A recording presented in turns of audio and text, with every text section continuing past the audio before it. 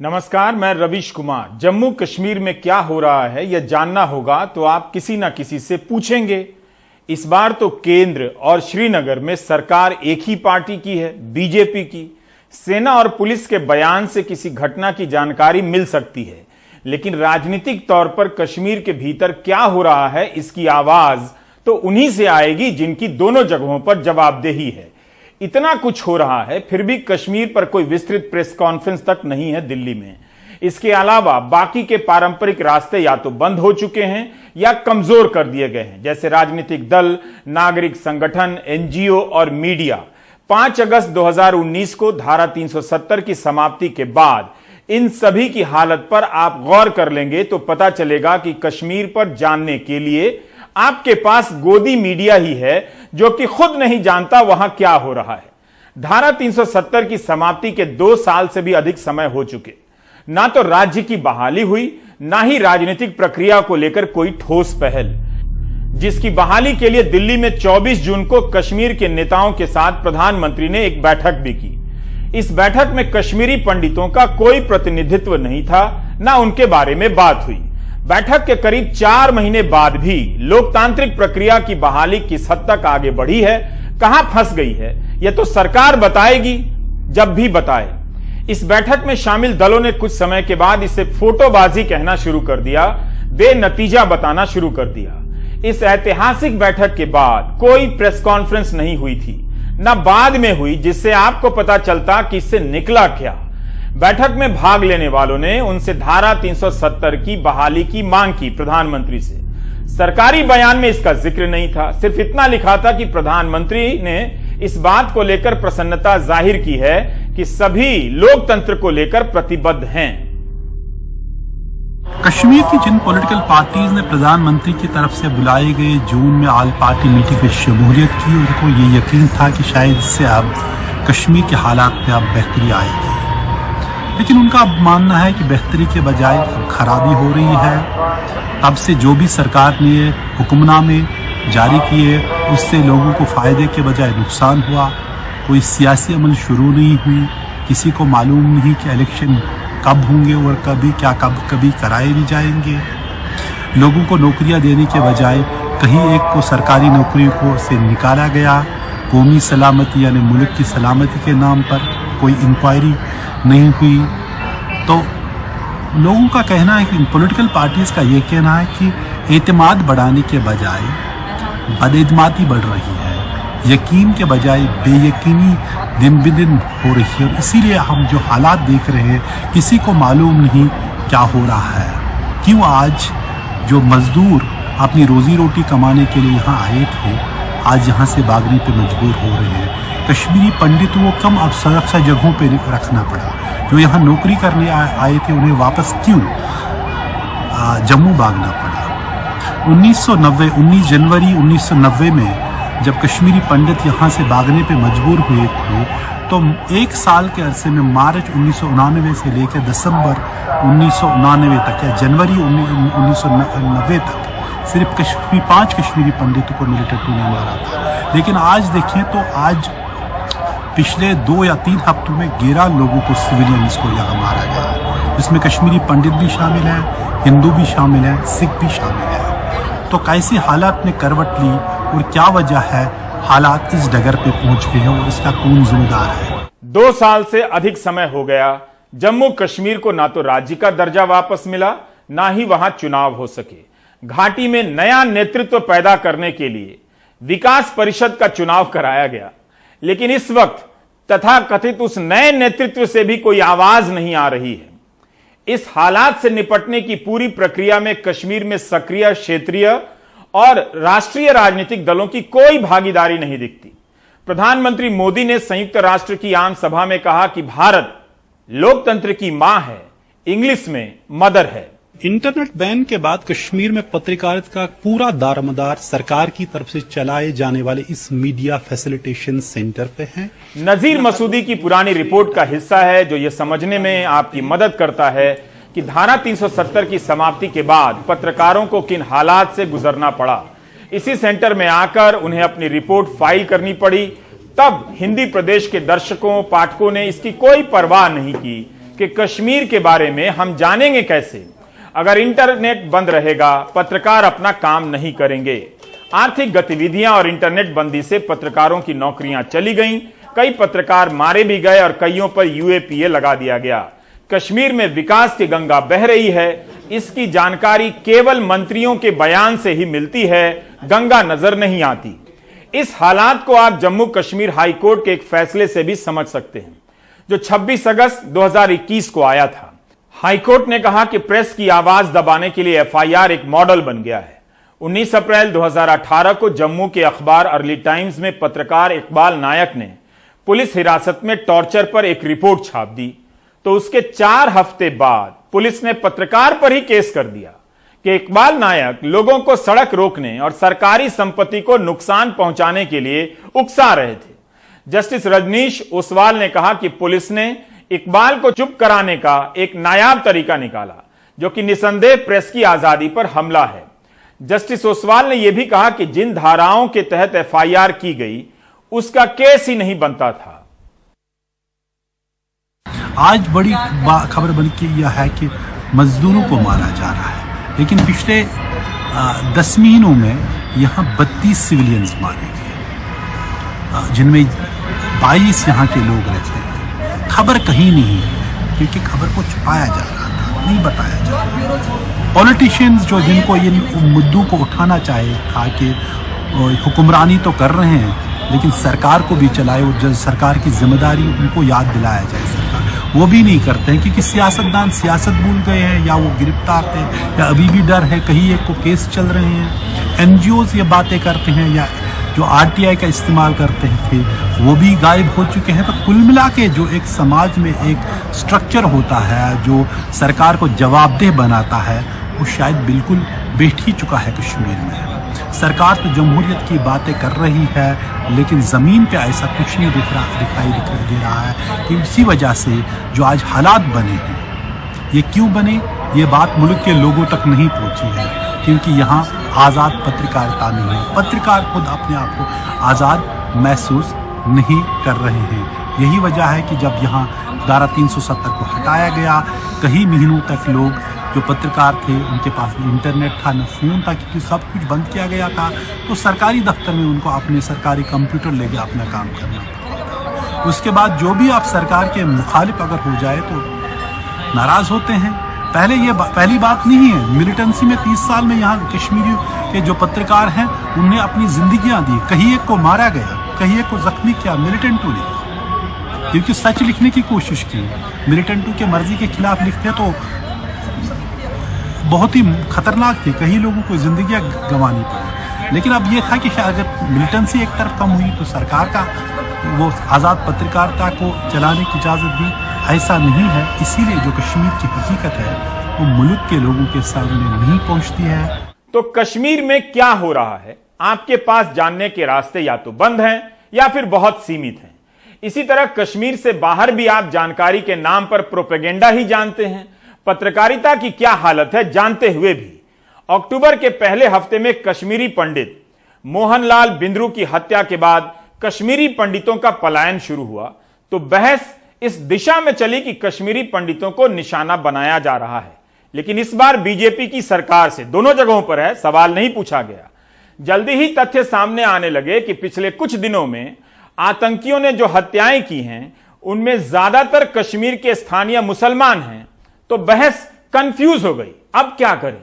जब प्रवासी मजदूरों की हत्या की खबरें आने लगी और उसमें हिंदू और मुसलमान दोनों हैं, तब बहस ठंडी हो गई।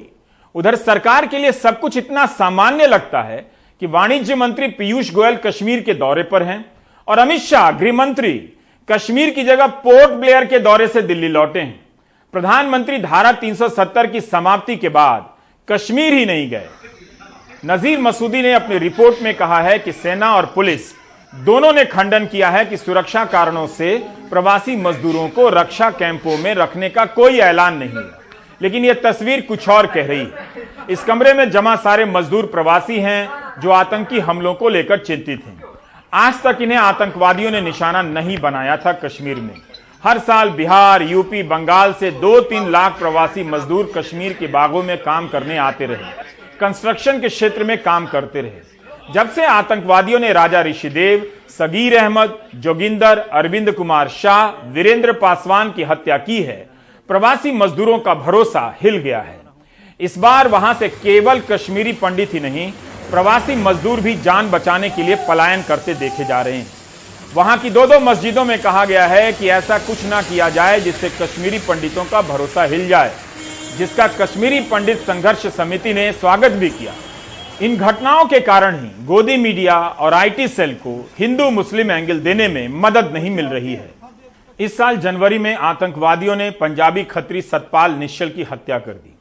उसके बाद मशहूर कृष्णा ढाबा के मालिक के बेटे आकाश मेहरा की भी हत्या कर दी। आम आदमी पार्टी के सांसद संजय सिंह ने राज्यसभा में सवाल पूछा था कि क्या जम्मू कश्मीर में आम लोगों की हत्याएं हो रही हैं। इसी मार्च महीने में सरकार ने इसके जवाब में कहा कि आतंकवादियों ने 2019 में 39 आम लोगों की हत्या की और 2020 में 37। इस साल भी अभी तक आतंकवादियों ने 32 लोगों की हत्या की है, जिनमें से 22 मुसलमान हैं। शुरू में पुलिस प्रमुख ने कहा था जम्मू कश्मीर के कि कश्मीरी पंडित की हत्या कर सांप्रदायिक तनाव पैदा करना चाहते हैं आतंकवादी, लेकिन हर दिन की खबर बता रही है कि आतंकवादियों के निशाने पर सभी हैं और सुरक्षा देने में वहां कोई नाकाम हुआ है। किसी की समझ, किसी की जवाबदेही नाकाम भी नजर आती है। लेफ्टिनेंट गवर्नर मनोज सिन्हा कह रहे हैं कि आम लोगों की हत्या का बदला लिया जाएगा, आतंकवादियों को नहीं छोड़ा जाएगा। लेकिन यहां सवाल आम लोगों की सुरक्षा का भी है, ताकि वो पलायन ना करें, उनका भरोसा पैदा करना पड़ेगा। लेकिन पुंछ में 11 अक्टूबर से आतंकवादियों और सेना के बीच चल रहा यह एनकाउंटर कुछ और कह रहा है। इतना लंबा एनकाउंटर कभी नहीं चला। इन 11 दिनों में आतंकवादियों ने सेना के 2 अफसरों सहित 9 जवानों की हत्या कर दी, लेकिन एक भी आतंकी सेना के हाथ नहीं आया। इसी 28 जुलाई को केंद्र सरकार राज्यसभा में कह रही थी कि 2019 की तुलना में 2020 में आतंकवाद की घटनाएं 59% कम हो गई हैं। जून 2020 तक की घटनाओं से तुलना करें तो जून 2021 तक आतंकी घटनाओं में 32% की कमी आई है। लेकिन पुंछ में मामला डेटा का नहीं, इसका है कि आतंकी कैसे इतनी तैयारी से यहां जमे हैं और हमारे सेना के जवान शहीद हुए हैं। 90 के हालात से तुलना की जा रही है, लेकिन यह 90 नहीं है, 2021 है। केंद्र और श्रीनगर दोनों जगहों पर बीजेपी की सरकार है एक तरह से, जो कश्मीर से कश्मीरी पंडितों के पलायन की राजनीति भी करती रही है। एक ही सरकार है जो कभी नोटबंदी तो कभी धारा 370 से आतंक के सफाए का ऐलान करती रहती है, फिर भी आतंक का रूप नजर आता ही रहता है। 90 के हालात की बात करना इस सरकार की तमाम क्षमताओं और दावों पर भी सवाल करना है, जो सुरक्षा के मामले में बढ़ चढ़कर अपने आप को आगे बताती है। आतंकवादियों ने हमारी सेना के सैनिकों और अफसरों पर, खासतौर से तालिबान के अफगानिस्तान पर कब्जे के बाद लगातार हमले शुरू कर रखे हैं, पर सरकार के कान पर जूं नहीं रेंगती। जम्मू कश्मीर में चुनाव करवाने और पूर्ण प्रांत का दर्जा देने की बजाय सरकार जो है वो केवल बहाने ढूंढती है। जिस प्रकार से असम, नागालैंड और मिजोरम में खूनी संघर्ष हुआ, व्यक्तियों के द्वारा नहीं, सरकारों का आपस में, और भाजपा के मित्रों और भाजपा की सरकार द्वारा एक दूसरे के मुख्यमंत्री पर एफआईआर दर्ज करवाई गई। एक प्रांत की पुलिस ने दूसरे प्रांत की पुलिस पर फायरिंग की। जिस प्रकार से खूनी संघर्ष, सीमा विवाद हुआ दो चुनी हुई सरकारों के द्वारा, यह भारत में तार तार हुई इंटरनल सिक्योरिटी सिचुएशन को दर्शाता है। बिहार के मुख्यमंत्री नीतीश कुमार गृहमंत्री अमित शाह से नहीं, प्रवासी मजदूरों की सुरक्षा के लिए लेफ्टिनेंट गवर्नर मनोज सिन्हा को फोन कर रहे हैं। यह बताने की जरूरत नहीं कि लेफ्टिनेंट गवर्नर केंद्र का प्रतिनिधि भर होता है। बिहार में विपक्षी दल मांग कर रहे हैं कि सरकार कश्मीर से आ रहे मजदूरों को काम और मुआवजा दे। फिलहाल हम नई दिल्ली रेलवे स्टेशन पर हैं और यहाँ पर झेलम एक्सप्रेस आई है, जम्मू से आती है, पुणे को जाती है। यहाँ पर कुछ मुसाफिर भी हैं। खबरों के बाद जो है लोग वहाँ से निकलने शुरू हुए हैं। आपके जानने वाले लोग भी वहाँ से निकल रहे हैं? सब निकल रहे हैं। लेकिन लगातार ये खबरें आनी शुरू हुई हैं कि जिस तरीके से हालात वहाँ पर बिगड़े हैं उसके बाद से लोग जो हैं वो वहाँ से लगातार निकल रहे हैं, और ये भी महिला बता रही हैं कि इनके जो जानने वाले लोग हैं वो भी वहाँ से निकल रहे हैं। वहाँ से कितने महीने पहले गए थे? फिलहाल में मेरे को तो 1 महीना हुआ है। 1 महीने। अब वहाँ से लगातार लोग निकल रहे हैं? हाँ, बहुत लोग निकल रहे हैं। आपके आस पड़ोस में भी लोग निकल रहे थे? हाँ, बिहारी लोग हैं, सब बहुत लोग निकल रहे हैं। जो हालात बिगड़ा है उसके बाद से निकलने शुरू। हाँ। कहाँ रहते हैं आप? धौलपुर। हाँ, धौलपुर। अच्छा, सब धीरे धीरे आपकी कॉलोनी में जहाँ पे आप रहते थे वहाँ पे मजदूर तबके के लोग बहुत ज्यादा रहते थे? हाँ। क्या वो भी निकल रहे हैं? हाँ, बिहारी लोग हैं, वो भी बोल रहे थे 1-2 दिन में बाद निकल जाएंगे सब, हालात खराब होने के बाद। हाँ। हाँ? हाँ। तो आप देख सकते हैं कि यहाँ पर पलायन का दौर जो है वो शुरू हो गया। ये ट्रेन है और ये सामान है, जो सामान एक आसरे के तौर पे ये लोग गए थे कि रोजी रोजगार वहाँ पर मिलेगा, अब धीरे धीरे वापस होने शुरू हो गए हैं। ये दरअसल ट्रेन है जो जम्मू से आई है और झेलम एक्सप्रेस है जो पुणे को जाएगी, जो रोजी रोजगार लोगों को खींचकर कहीं ले जाती है, और उसके बाद हालात बिगड़ने के बाद लोग कैसे वहाँ से पलायन करते हैं, वापस आते हैं अपने घर की तरफ। यहाँ पे सीधे तौर पे हमने देखा कि भीड़ में ऐसे लोग भी मिले जो वहाँ पे बिगड़े हालात के बाद अपने घर वापस हो रहे हैं। महज कुछ महीने पहले वहाँ गए थे, लेकिन उसके बाद जो है वहाँ से वापस हो रहे हैं। नई दिल्ली से परिमल कुमार, एनडीटीवी इंडिया।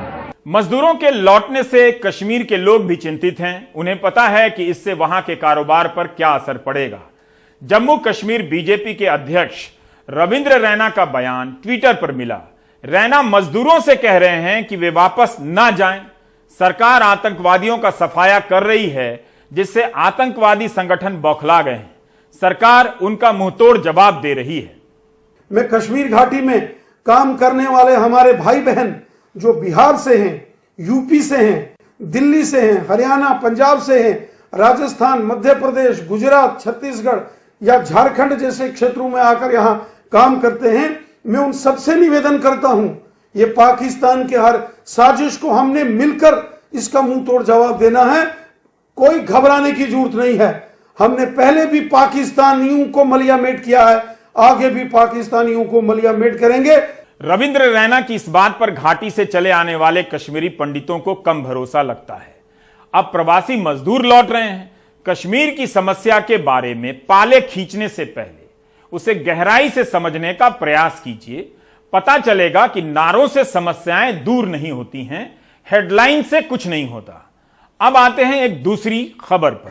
महिलाओं की एक आवाज, प्रियंका गांधी जिंदाबाद। कांग्रेस महासचिव प्रियंका गांधी ने ऐलान किया है कि यूपी में होने वाले विधानसभा चुनावों के लिए कांग्रेस 40% टिकट महिलाओं को देने जा रही है। यूपी में किसी भी पार्टी की तरफ से महिला उम्मीदवारों की यह सबसे अधिक संख्या होगी। कांग्रेस यूपी में नए सिरे से खड़े होने का प्रयास कर रही है, तो वो इस तरह के प्रयोग कर सकती है, लेकिन क्या दूसरे दल भी ऐसा करेंगे? बसपा प्रमुख मायावती ने कांग्रेस के इस दांव की आलोचना की है। कहा है कि जब केंद्र में उनकी सरकार थी तब 33% आरक्षण को सुनिश्चित नहीं करा सकी। लोकसभा चुनाव में तृणमूल कांग्रेस ने 40% और बीजू जनता दल ने 33% टिकट महिलाओं को दिया था। कायदे से संसद में ही महिला आरक्षण बिल पास होना चाहिए, लेकिन राजनीतिक दलों ने यह पहल शुरू कर दी है। हाल ही में जब मोदी सरकार ने कैबिनेट विस्तार किया तो शहर शहर में पोस्टर लगाए गए कि महिला मंत्रियों का प्रतिशत बढ़ा दिया गया है। बताया गया कि 17 साल में महिला मंत्रियों की संख्या सबसे अधिक है, 11 महिला मंत्री हैं। अलग से महिला मंत्रियों के पोस्टर लगाए गए, उनका स्वागत किया गया। क्या कांग्रेस की इस रणनीति से यूपी के बाकी दलों के बीच महिलाओं को टिकट देने की होड़ शुरू होने वाली है?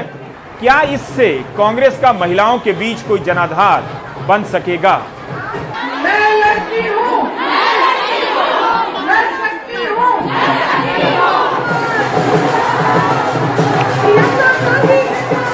हमने तय किया है कि आने वाले विधानसभा चुनाव में उत्तर प्रदेश में कांग्रेस पार्टी 40% टिकट महिलाओं को देगी। हमारी प्रतिज्ञा है कि महिलाएं उत्तर प्रदेश की राजनीति में पूरी तरह से भागीदार होंगी। ये निर्णय उत्तर प्रदेश की हर एक महिला के लिए है जो बदलाव चाहती है, जो न्याय चाहती है, जो एकता चाहती है, जो चाहती है कि आगे बढ़े उसका प्रदेश।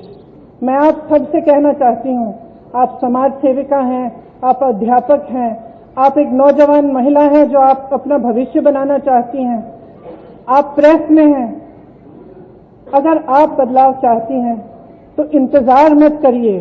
आज सत्ता का नाम यह है कि आप खुलेआम पूरे पब्लिक के सामने लोगों को कुचल सकते हैं। ये सत्ता बन गई है, ये गलत है। घृणा का बोलबाला है, नफरत का बोलबाला है, गलत है। इसको महिलाएं बदल सकती हैं। महिलाएं इसलिए बदल सकती हैं क्योंकि करुणा भाव, सेवा भाव और दृढ़ता, शक्ति सबसे ज्यादा महिलाओं में है। मैं आपसे कहना चाहती हूँ, राजनीति में आओ, मुझसे कंधा से कंधा मिलाओ। हमने आवेदन पत्र मांगे हुए हैं हर विधानसभा के लिए। ये अगले महीने की 15 तारीख तक खुला रहेगा, खास तौर से मेरी बहनों के लिए। जो लड़ना चाहता है आओ, मेरे पास आओ, आपको मौका मिलेगा। हम इस देश की राजनीति, इस प्रदेश की राजनीति बदलेंगे। मैं लड़की हूँ, मैं शक्ति हूँ।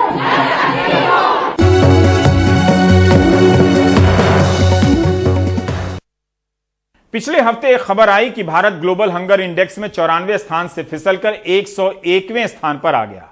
खूब हो हल्ला मचा, सरकार की सफाई आ गई, आंकड़े जमा करने के तरीके पर सवाल उठे।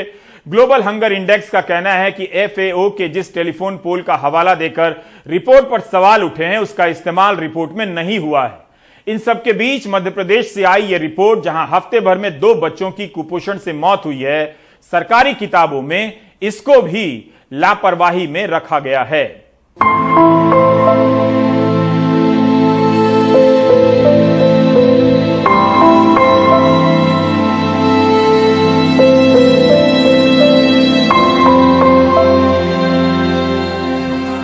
मध्य प्रदेश में सत्तारूढ़ बीजेपी ने हर सरकारी कार्यक्रम से पहले कन्या पूजन को अनिवार्य बनाया। अब उपचुनावों से पहले पार्टी कार्यकर्ता हर घर में कन्या पूजन कर रहे हैं। लेकिन शायद शिवपुरी में कुपोषित आदिवासी बच्ची लक्ष्मी का घर छूट गया। 1 साल की लक्ष्मी 7 से 10 किलो की होनी चाहिए थी, वजन 2.5 किलो था। अति कुपोषित वार्ड में भर्ती थी लेकिन बच नहीं पाई। परिवार कहता है अस्पताल ने लापरवाही बरती। बिल्कुल तबीयत ही बेकार है, 3 दिन से आ रहे हैं। तो क्या कोई सुन नहीं रहा आपकी? कोई नहीं सुन रहा। दरवाजा खटखटा दिए हैं रात के 10 बजे, कोई नहीं सुन रहा। कोई सुनता ही नहीं, करते नहीं है इलाज, निकाल देते हैं। श्योपुर के सहरिया तो सालों से कुपोषण का दंश झेल रहे हैं। 1 साल का बबलू भी अति कुपोषित था, वजन लगभग 5 किलो। 14 दिन तक NRC में रहा लेकिन जिंदगी की जंग हार गया। डॉक्टर कहते हैं माँ की लापरवाही से है कि ये बच्चे ने मतलब सुबह नाश्ता किया, इसकी माँ इसको नहलाने के लिए लगी बाथरूम में, और बाथरूम में उसने खुद नहाया, अपने कपड़े मपड़े भी धोए और इसको भी नहलाया। और जैसे नहलाया वो तुरंत बच्चे को कपड़े में लपेट के जो रोती हुई बाहर आई कि सर मेरे बच्चे को क्या हो गया ये। और इसको जब देखा तो बच्चे की बहुत ही बुरी कंडीशन थी। पानी उसके नाक में कहीं चला गया, नाक के द्वारा लैरिंग्स में या फेरिंग्स के अंदर पानी चला गया। यही उसके एक्सपायर होने का कारण है। बच्चों के पेट खाली हैं लेकिन स्कूल में सरकार ने उन्हें डाइनिंग टेबल पर खिलाने की योजना बनाई है। हमने ये बेंचेस जो पत्थर की हैं, जरा सी 4 ईंटों की चिनाई की गई है और इसी तरह हमारी टेबल और बेंचेस बनाई गई हैं। महामारी ने खाना छीना तो सरकार ने टेक होम राशन दिया। क्या मिला आप भी सुने। तो मध्याह्न भोजन कब से नहीं मिला? 2-3 साल। क्या क्या मिलता है इसमें? गेहूँ, चावल, दाल और तेल। मिड डे मील अब PM पोषण योजना है, लेकिन जानकार मानते हैं ऐसी बातों से ही हंगर इंडेक्स में देश शतक पार कर चुका है। फूड सिक्योरिटी के नज़रिए से बात करते हैं, पोषण के नज़रिए से बात करते हैं, तो पोषण की सुरक्षा तभी मानी जाती है जब उसमें उसकी जो पूरी डाइवर्सिटी है, उसमें प्रोटीन, फैट, माइक्रोन्यूट्रिएंट्स उसके अंदर शामिल होते हैं, तभी एक कंप्लीट फूड प्लेट मानी जाती है। तो ऐसी स्थिति में हमको ये समझना पड़ेगा कि क्या केवल गेहूं और चावल यानी कि कार्बोहाइड्रेट की मात्रा को बढ़ा करके हम फूड सिक्योरिटी की सिचुएशन मान लेंगे। ये हालात उस राज्य में है जिसका रिकॉर्ड शिशु मृत्यु दर और मातृ मृत्यु दर में बेहद खराब है। SRS सर्वे 2018 के मुताबिक मध्य प्रदेश में 1 लाख में शिशु मृत्यु दर 56 है, राष्ट्रीय औसत 36। वहीं मातृ मृत्यु दर 173 है, राष्ट्रीय औसत 113। राज्य में महिला बाल विकास 84,465 आंगनबाड़ी और 12,670 मिनी आंगनबाड़ी केंद्र चलाता है। हंगर इंडेक्स को लेकर हंगामे का कोई मतलब नहीं है, क्योंकि ये कुपोषण, अति कुपोषण, बच्चों में विकास की दर और शिशु मृत्यु दर जैसे सरकारी आंकड़ों से ही तैयार होता है। सवाल पूछना है तो पूछिए कि क्यों केंद्र ने जब प्रधानमंत्री मातृ वंदना योजना में मध्य प्रदेश को लगभग 24 लाख महिलाओं के लिए 1000 करोड़ रुपए दिए, बावजूद इसके राज्य में शिशु मृत्यु दर, मातृ मृत्यु दर इतनी ज्यादा क्यों है। शिवपुरी से अतुल, श्योपुर से अजय और भोपाल से अनुराग द्वारी, NDTV इंडिया। आप देख रहे थे प्राइम टाइम। नमस्कार।